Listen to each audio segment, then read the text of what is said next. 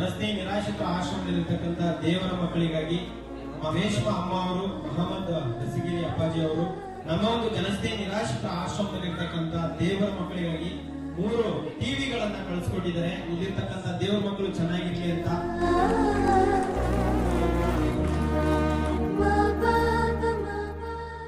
ಅವರ ಒಂದು ಜನ್ಮದಿನದ ಪ್ರಯುಕ್ತ ಇಲ್ಲಿರ್ತಕ್ಕಂಥ ಎಲ್ಲಾ ದೇವರ ಮಕ್ಕಳಿಗೂ ಪ್ರಸಾದದ ವ್ಯವಸ್ಥೆ ಕೂಡ ಮಾಡಿಕೊಟ್ಟಿದ್ದಾರೆ.